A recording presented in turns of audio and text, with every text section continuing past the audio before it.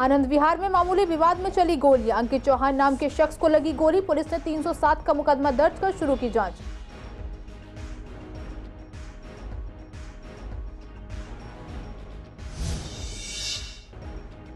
Ghazipur paper market में लाखों रुपए की सिगरेट की लूट। मौजूदा गार्डों को बंदी बनाकर दिया वारदात को अंजाम। आरोपियों को पकड़ने के लिए पुलिस खंगाल रही सीसीटीवी।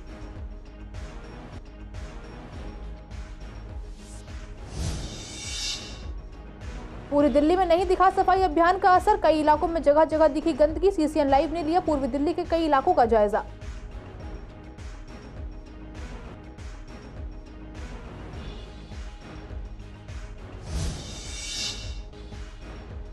बालकनी से कूदने वाली लड़की को आई गंभीर चोटें। मंगेतर से आपसी विवाद में की थी आत्महत्या की कोशिश। विवाद की वजह पता लगाने के लिए पुलिस कर रही है जांच।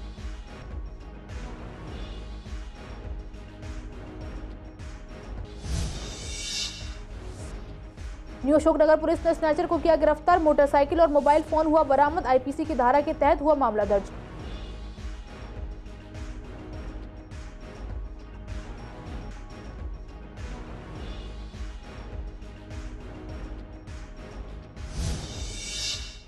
नमस्कार, आप देख रहे हैं सीसीएन लाइव। मैं हूं आपके साथ काजल चौधरी। स्वागत है आपका हमारे खास कार्यक्रम पूर्वी दिल्ली खास में। कुछ खास खबरों के साथ करते हैं बुलेटिन की शुरुआत।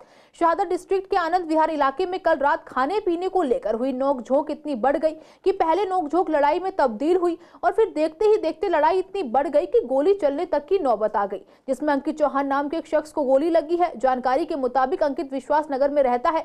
मामले में पुलिस ने 307 का मुकदमा दर्ज कर जांच शुरू कर दी है। पूर्वी दिल्ली के गाजीपुर पेपर मार्केट के गोदाम में 12 अज्ञात लोग घुसे और 70 लाख रुपए से ज्यादा की सिगरेट के पैकेट और करीब 5.5 लाख रुपए नगद लेकर फरार हो गए। ये सारी वारदात वहां लगे सीसीटीवी कैमरे में कैद हो गई है। वहीं गोदाम के मालिक राजेश अग्रवाल ने बताया कि सुबह 5:10 पर मेरे स्टाफ का फोन आया कि गोदाम में चोरी हुई है। मैं तुरंत वहां पहुंचा तो गोदाम के ताले टूटे हुए थे और शटर आधा खुला हुआ मिला। इसके बाद पुलिस को कॉल किया गया और पुलिस मौके पर पहुंची। जांच में पता चला कि गोदाम से काफी मात्रा में सिगरेट और पैसों की चोरी हुई है। चोरों ने सीसीटीवी कैमरे को तोड़कर सीसीटीवी के डीवीआर को भी साथ ले गए। शिकायतकर्ता के बयान पर आधार पर पुलिस ने मामला दर्ज कर लिया है। वहां मौजूद 2 गार्डों ने उन्हें बताया कि रात में 12 लोग वहां पहुंचे थे और गार्डों को चाकू की नोक पर बंधक बना लिया। थाना गाजीपुर की पुलिस ने मामले में एफआईआर दर्ज कर ली है और आरोपियों को पकड़ने के लिए टीमें गठित कर दी गई हैं। आसपास लगे सीसीटीवी फुटेज खंगाले जा रहे हैं ताकि आरोपियों को जल्द से जल्द गिरफ्तार किया जा सके। मेरे पास मेरे 30 साल पुराने मुलाजिम मेघनाथ जी का सुबह 5 बजे में 5 मिनट पर फ़ोन आता है कि भाई साहब जल्दी आइए, कुछ गड़बड़ है, मतलब कुछ बुरा हो गया है। मैं फटाफट भागा हूँ। मैं 5:10 से पहले यहाँ आ गया हूँ। मैंने आते ही संजय भाई को फ़ोन किया, 112 पे फ़ोन किया और उसके बाद मैं गेट पे रुका रहा। आधे पौन घंटे में पूरी टीम आ गई। जब मैं आया तो हमारा आधा शटर कटा हुआ था और आधा हो रखा था और हमारे लड़कों को इससे बेल्ट से बांधा हुआ था। तो धीरे धीरे खुले, फिर मेरे पास आए, फिर टीम आ गई। फिर बाकी मैं जब ऊपर आया टीम के साथ, मैंने देखा कि हमारे सारे गेट टूटे हुए हैं। उसके बाद हमारा यहाँ से काफ़ी माल गायब है और ये कैश बॉक्स वाला जो हमारा कैश वाला कमरा था ये भी खुला पड़ा था। टोटल होगी अप्रोक्सीमेटली 70-75 लाख। अच्छा। क्योंकि मेरे को इस टाइम स्टॉक का पता ही नहीं था कितना है। तो मैंने अपने अकाउंटेंट को फ़ोन किया, अपने कैशियर को फ़ोन किया। जब वो आए उन्होंने चेक किया, उन्होंने मुझे बताया कि ये सब इतना हुआ है। टोटल सिगरेट के 52 गत्ते हैं और कैश अप्रोक्सीमेटली 6.5 के आसपास है। नींद जैसी अगला आके टोचर मारा कि कोने में मच्छरदानी तो नहीं सकता है। फिर मैं सीधे देखे खड़ा आदमी खड़ा है, बोला कि कहाँ रहते हो, क्या नाम है, नाम बताया। सेट करता हूँ, तू सो जा। एक भाई था वो उठा, बोला कि क्या है क्या, बस उसको पीछे लग गया। 2-3 मिल गए, उसको सीना पे चढ़ गया।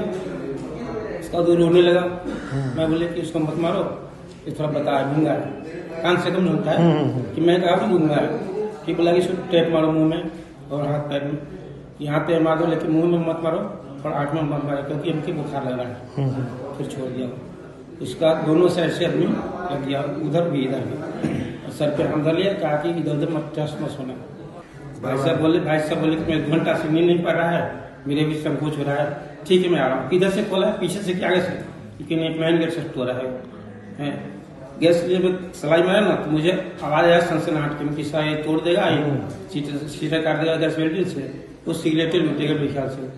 200 है नहीं कुछ ऊपर चला गया तो जब सिगरेट का पेटी रखने लगा तो मुझे संकोच पूरा हो गया कि सिगरेट लाना ऊपर से। फिर नीचे रखने के बाद फिर गाड़ी फोन किया हो कि हम लोग जल्दी आजा फटाफट। पूरी दिल्ली को साफ करने के लिए एक अभियान चलाया जा रहा है जिसको अब दिल्ली होगी साफ नाम दिया गया है। इसकी शुरुआत आज यानी 10 जनवरी से हुई है। इसी लेकर जब हमारे संवाददाताओं ने पूर्वी दिल्ली के अलग अलग इलाकों में जाकर देखा तो साफ सफाई, सड़कों और नालियों से नदारत दिखी। इसी को लेकर देखिए सीसीएन लाइव की एक खास रिपोर्ट। आज यानी 10 जनवरी से दिल्ली होगी साफ अभियान चलाया जा रहा है, जिसके तहत पूरी दिल्ली को साफ रखने का प्रयास किया जाएगा। इसी को लेकर जब हमारे संवाददाता ने पूर्वी दिल्ली के विश्वास नगर वार्ड और शाहदरा वार्ड का जायजा लिया तो वहां पर अभियान का असर नहीं दिखा। वहीं स्थानीय जनता का कहना था कि नाली साफ हुए वर्षों हो गए हैं, कूड़ा ऐसे ही पड़ा रहता है। आज कोई आने वाला होगा या कोई स्पेशल प्रोग्राम किसी ने दिया होगा जो सफाई करो, इसलिए कोई स्टाफ आया। यहाँ का लोकल स्टाफ का आदमी तो कोई था नहीं। ये भीम गली है और बता दूं ये चौक से इसी चौक के आसपास ही सफाई और कहीं नहीं। पीछे देखो कहीं कोई आगे नहीं। और वो ये है कि मंदिर है, इसकी ज़्यादा हम शिकायत करते हैं कि मंदिर के आसपास सफाई तो रखो, ये भी कारण हो सकता है। तो सफाई का ही काम है, ना ही किसी चीज़ का कोई वो है। एक बार तो झांक के देखा नहीं अभी तक किसी ने, ना निगम पार्षद ने ना किसी ने विधायक ने। एक दिन आए थे, वो भी कम से कम 15 दिन हो गए आज निगम पार्षद को आए हुए। अब वोटिंग का टाइम आया तो हर आदमी इस टाइम घूमेगा ही घूमेगा। वहीं दूसरी तरफ जब हमारे संवाददाता ने आनंद विहार इलाके में जाकर देखा तो वहाँ भी ऐसा ही कुछ हाल देखने को मिला। वहाँ भी कूड़े का अंबार लगा रहता है। लोगों ने बताया कि 2-3 दिन तक तो कचरा भी नहीं उठाया जाता, जिस वजह से गंदगी और बीमारियां फैलती हैं और उन्हें सांस लेने में दिक्कतें होती हैं और साथ ही काफी प्रॉब्लम्स फेस करनी पड़ती हैं। सर कूड़ा कई बार तो 2-3 दिन हो जाते हैं कूड़ा उठे हुए जी।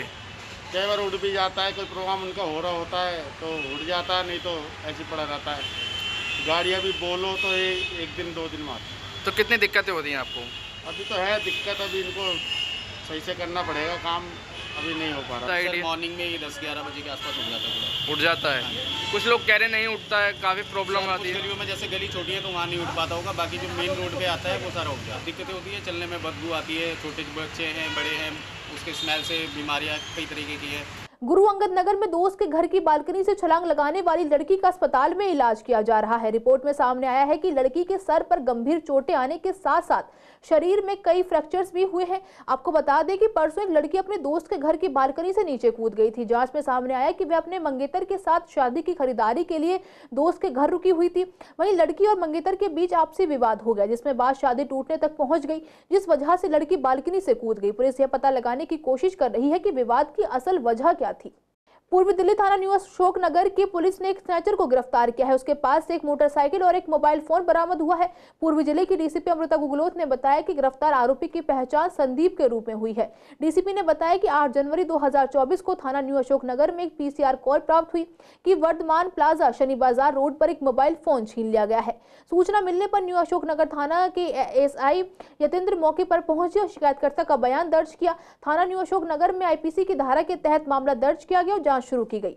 राशन की दुकानों पर आने वाले सभी लोगों को राशन समय पर मिल सके और पूरा राशन मिले, इसके लिए सरकार नए नए नियम और आदेश जारी करती रहती है। ऐसे में बढ़ती सर्दी को देखते हुए खाद्य आपूर्ति विभाग की तरफ से आदेश जारी किया गया है कि सर्दियों में राशन की दुकानों को समय पर खोला और बंद किया जाएगा, जिससे लोगों को दिक्कतें ना हो। जब हमने पूर्वी दिल्ली के राशन विक्रेताओं से बात की तो उन्होंने बताया दुकानें समय पर ही खोली जाती हैं, चाहे सर्दी हो या गर्मी। उनका समय सुबह 9 बजे से दोपहर 1 बजे तक और लंच ब्रेक के बाद 3 बजे से 7 बजे तक दुकान खोलने का है।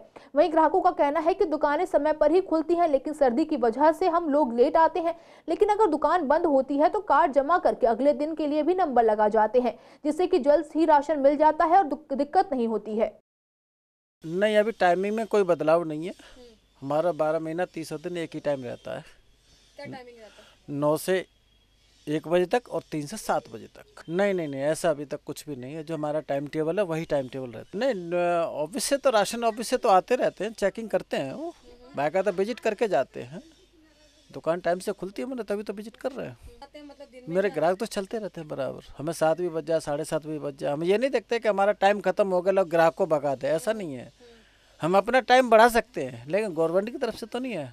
हमें ग्राहक की संतुष्टि के लिए हमें 1 बजे का लंच होता है, हमें 1:15 भी बज जाए, 1:30 भी बज जाए, हम फिर भी उनको फ्री करके ही देते हैं। टाइमिंग के लिए समय से दुकान खोलने के ऑर्डर आए हैं, बाकी हमारा टाइम तो वही है 9 से 1 और 3 से 7। अभी ठंड के वजह से थोड़ा लोग वो डिले करके आते हैं, अपना आराम से आते हैं। 11 बजे के बाद तकरीबन आते हैं। बढ़ाने की तो नहीं गई, लेकिन ये कहा गया है कि भाई टाइम से दुकान खोलो। बाकी टाइम तो पहले से ही खुल रही है हमारी, तो बाकी औरों का तो पता नहीं। दुकान खुली मिलती है मेरे को, तो जब टाइम मिलता है जब ही आ जाती हूँ। मैम टाइमिंग तो ठीक ही है, नहीं मैम कोई दिक्कत नहीं है। ठंड के वजह से कोई दिक्कत नहीं, बाकी ये है कि हम ही लोग लेट उठते हैं तो आते हैं। बाकी जिस दिन संडे होती है उस दिन ज़्यादा लोगों की छुट्टी होती है तो ज़्यादा भीड़ होती है। जैसे कि आज छुट्टी लोगों की कम है तो आज देखिए भीड़ भी कम है। लेट होते तो कोई आदमी हम कार्ड जमा करा देते ताकि अगले दिन हमारा जल्दी नंबर आ जाए। 22 जनवरी को अयोध्या में राम जी की मूर्ति की स्थापना और प्राण प्रतिष्ठा की जानी है और इस दिन को पूरे देश बड़े ही धूमधाम से मनाने की तैयारी कर रहा है। ऐसे में पूर्वी दिल्ली के मंदिरों में भी काफी कुछ तैयारियां की जा रही हैं। जब हमने आनंद विहार स्थित राम मंदिर और सूरजमल विहार स्थित सनातन धर्म मंदिर का जायजा लिया तो वहां की पंडितों और कार्यकर्ताओं ने बताया कि 22 जनवरी के दिन को सभी लोग दिवाली की तरह मनाएंगे, इसलिए राम मंदिर में सुबह से ही सुंदरकांड पाठ का आयोजन किया जाएगा। साथ ही एलईडी के माध्यम से सीधा प्रसारण भी अयोध्या से किया जाएगा। वहीं सनातन मंदिर में भी हजारों दीप जलाकर मंदिर प्रांगण को जगमग किया जाएगा। हाँ, हमारे मंदिर में हमारी मंदिर की सभा की तरफ से बहुत ही सुंदर भव्य और दिव्य प्रोग्राम, भव्य और दिव्य आयोजन किए जा रहे हैं। जैसे कि मैं आपको बता दूं कि 22 जनवरी को हमारे मंदिर में सुबह 9 बजे से लेकर के और 11 बजे तक सुंदरकांड का पाठ बड़े सांगोपांग तरीके से किया जाएगा। उसके बाद 11 बजे से लेकर के और 12 बजे तक संकीर्तन किया जाएगा। उसके बाद जब भगवान श्री प्रभु राम की प्राण प्रतिष्ठा होगी तो उसके बाद जो है आरती की जाएगी। तकरीबन आरती जो है हमारी पौने घंटे चलेगी। उसके पश्चात मंदिर के अंदर 2 एलईडी लगाई जाएगी और डायरेक्ट टेलीकास्ट किया जाएगा। उसके पश्चात मंदिर के बाहर भी एक स्क्रीन लगाई जाएगी बड़ी वाली और एक मेन रोड पे लगाई जाएगी। उसके बाद भगवान प्रभु श्री राम की जन्म प्राण प्रतिष्ठा के उपलक्ष्य में हमारे मंदिर की सभा की तरफ से बहुत सुंदर भव्य और दिव्य प्रोग्राम मंदिर के बाहर, जैसे कि दिवाली मनाई जाती है उससे भी भव्य प्रोग्राम होगा। उसके पश्चात प्रसाद वितरण होगा और शाम के टाइम पर मंदिर के चारों तरफ दीप दिवाली जिसे कहते हैं दीपदान किए जाएंगे और सारे कॉलोनी के आसपास के सभी लोग आएंगे और भगवान लोगों के अंदर बहुत उत्साह है, क्योंकि हमारे प्रभु श्री राम 500 साल बाद अपनी कुटिया में अपने भव्य और दिव्य प्रांगण में उनके प्राण प्रतिष्ठा होने जा रही है। तो स्वाभाविक है जो कि हिंदू जनमानस है वो उत्साहित तो है ही है। इससे पूरे देश भर में और हमारे पूरे हिंदू समाज में और हमारे सनातन धर्म को देखते हुए हमारे इस युग में जो हमारे पूर्वज हमारे आने वाले जो युग हैं वो इस बात को प्रत्यक्ष करके अब इस जो कार्यक्रम होने वाला है राम मंदिर का अयोध्या में, उससे पूरे जन जीवन में बहुत उत्साह है।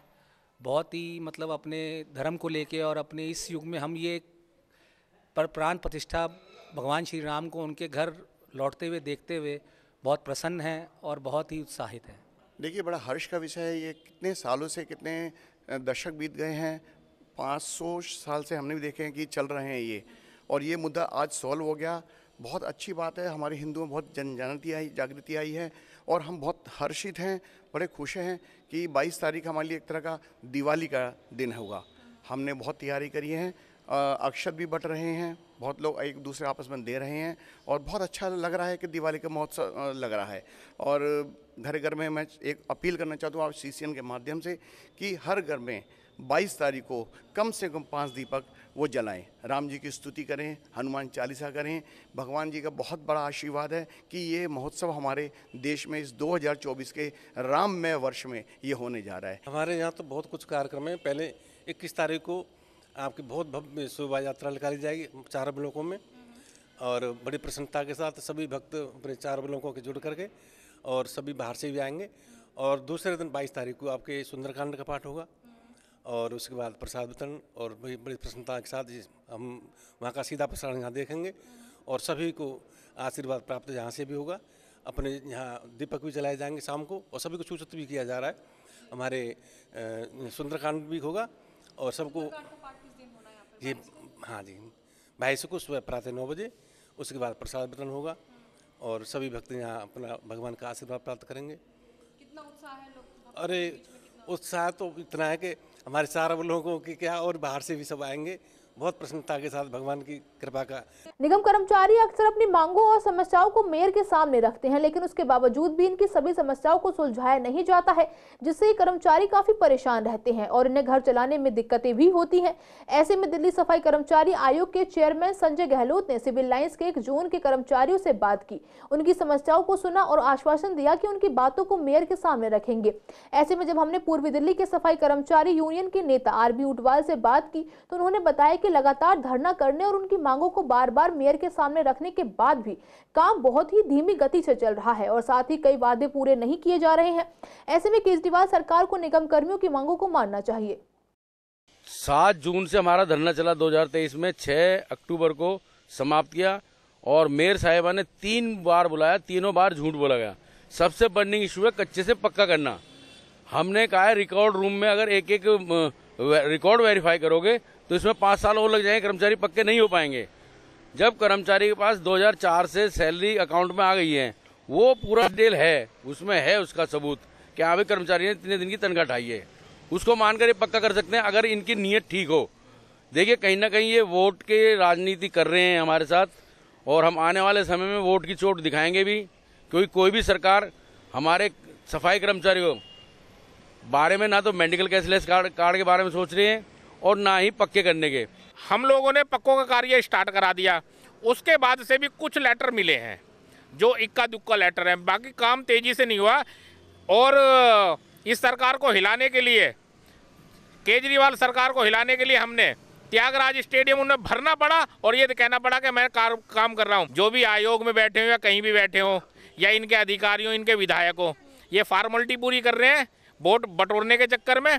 ये कुछ नहीं करा रहे हैं, एक वायदा करा रहे हैं कि जल्दी फिर दोबारा हम लोग मैदान के अंदर उतरने वाले हैं, क्योंकि 2024 का इलेक्शन आ गया है और जल्दी से जल्दी वो लोकसभा भी आएंगे और विधानसभा भी आएंगे। केजरीवाल सरकार सुन लो, अगर काम नहीं करते तो हमारे खिलाफ है। ये झूठे आश्वासन अपने दलालों को भेज के मत कराओ।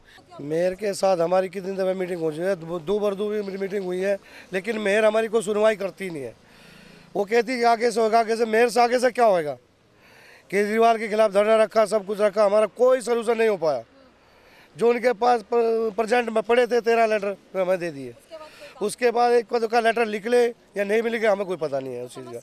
अच्छा, और लेफ्ट आउट की समस्या तो इतनी तगड़ी है, लेफ्ट आउट के जो है समस्या, डीसी साहब भी ये कहते कि जो है अभी लेफ्ट आउट नहीं हो पा रहा, अप्रैल में करेंगे, मार्च में करेंगे, ऐसा बताते हैं। उनकी जो प्रमुख समस्याएं हैं उनमें परमानेंट नहीं हो पा रहे हमारे सफाई कर्मचारी पिछले 20-25 सालों से। दूसरा, जो 2003 या 4 से परमानेंट माने गए उनको एरियर नहीं मिल पा रहा, न ही कोई मेडिकल सुविधा मिल पा रही है। इनके साथ साथ जो हमारी महिला कर्मचारी हैं चाहे पुरुष कर्मचारी हैं, उनको बैठने की कोई शेल्टर की व्यवस्था नहीं है कि जहां वो बैठकर खाना खा सकें, अपने कपड़े चेंज कर सकें या और अपना सामान वगैरह वहां रख सकें। तो ये सारी की सारी समस्या हमारे सामने आती हैं।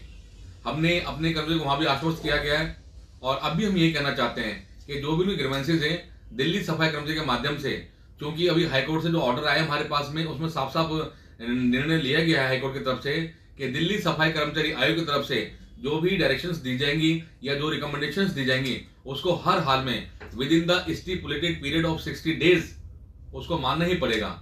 तो अपने कर्मचारियों के लिए यही कहना चाहता हूं कि जहां भी कोई समस्या है वो डायरेक्ट संपर्क कर सकते हैं, चाहे किसी भी जोन में जाना पड़े, एनडीएमसी में जाना पड़े या जो प्राइवेट सेक्टर के हमारे सफाई कर्मचारी हैं उनके पास जाना पड़े, हम सदैव उनकी सेवा में तत्पर हैं। शहादा जिला के भोलानाथ नगर में राशन दफ्तर की बिल्डिंग बहुत बुरी हालत में है। जनता के मुताबिक इसके कभी भी गिरने का डर बना हुआ है। जनता ने यह भी कहा कि दफ्तर को कहीं और शिफ्ट कर देना चाहिए। यह बिल्डिंग बहुत खराब हो गई है, इसमें कर्मचारियों और आने वाली जनता दोनों को खतरा है। यहाँ की काफी खिड़कियों के शीशे तक टूट चुके हैं। बिल्डिंग में पीपल के पेड़ ने अपना घर बना लिया है। प्लास्टर के नाम पर कुछ नहीं बचा है। बिल्डिंग का लेंटर भी खराब हो गया है। इस कार्यालय को मरम्मत की जरूरत है। पुरानी बिल्डिंग हो गई है और है तो प्राइवेट ही, लेकिन इस राशन ऑफिस को कहीं और शिफ्ट कर देना चाहिए ताकि ये जो बिल्डिंग डैमेज हो रही है, इसमें सरिये भी दिख रहे हैं, लेंटर भी फूल रहा है और जगह जगह पेड़ लग रहे हैं, पेड़ों की जड़ फैल रही है। तो आम पब्लिक के लिए जो है इस बिल्डिंग को खाली करा करके और राशन दफ्तर कहीं और शिफ्ट कर देना चाहिए। बिल्डिंग तो भैया एकदम गिरी पड़ी है, तो सरकार को सोचना चाहिए भाई। ऐसा दोबारा से ठीक मरम्मत सही करवानी चाहिए, तो इसे दोबारा से तोड़वा के बनाया जाए। रिच वाली बात है। मरम्मत तो होनी चाहिए क्योंकि पुराना है। पूर्वी दिल्ली के थाना गाजीपुर की पुलिस द्वारा एक शराब तस्कर को गिरफ्तार किया गया है। उसके पास से 90 क्वार्टर अवैध शराब बरामद हुई है। पूर्वी जिले की डीसीपी अमृता गुगलोत ने बताया कि गिरफ्तार आरोपी की पहचान गोविंदा उर्फ कालिया के रूप में हुई है। थाना गाजीपुर के हेड कांस्टेबल जोगेंद्र और रविकांत क्षेत्र में गश्त कर रहे थे। जब वे बड़ी मस्जिद गाजीपुर डेयरी फार्म के पास पहुंचे तो सूचना मिली कि एक व्यक्ति जामा मस्जिद की B block Ghazipur dairy farm के पास अवैध शराब बेच रहा है। इसके बाद पुलिस मौके पर पहुंची और मुखबिर की निशानदेही पर एक व्यक्ति को गिरफ्तार कर लिया गया। उसकी तलाशी लेने पर उसके कब्जे से कुल 90 क्वार्टर अवैध शराब बरामद हुई। थाना गाजीपुर पुलिस ने उत्पाद शुल्क अधिनियम के तहत मामला दर्ज कर लिया है। मामले में आगे की जांच की जा रही है। पूर्वी दिल्ली के Patparganj IP extension national blind school के स्टूडेंट ने श्री राम भगवान जी के प्राण प्रतिष्ठा में शामिल न होने पर ब्लाइंड स्कूल और कॉलेज में पढ़ने वाले स्टूडेंट्स ने श्री राम का भजन कीर्तन गाकर जय श्री राम के नारे लगाकर जय जयकार किया। पूर्वी दिल्ली के ब्लाइंड स्कूल और कॉलेज में काम करने वाले यह ब्लाइंड बच्चे किसी तरह से हारमोनियम और ढोलक बजाकर भजन कीर्तन करते नजर आ रहे हैं। यह सभी श्री राम प्रभु के प्रतिष्ठान में नहीं जा पा रहे हैं, इसीलिए अपनी उपस्थिति यहीं से दिखा रहे हैं और श्री राम भगवान को अपने भजन कीर्तन से उन तक अपनी आवाज पहुंचा रहे हैं। उधर जिस तरह से ये ब्लाइंड स्टूडेंट्स राममय हो गए हैं, लगता है कि कोई भी इनका भजन और कीर्तन सुनकर और देखकर ये नहीं कह सकता कि ये जन्म से ब्लाइंड है।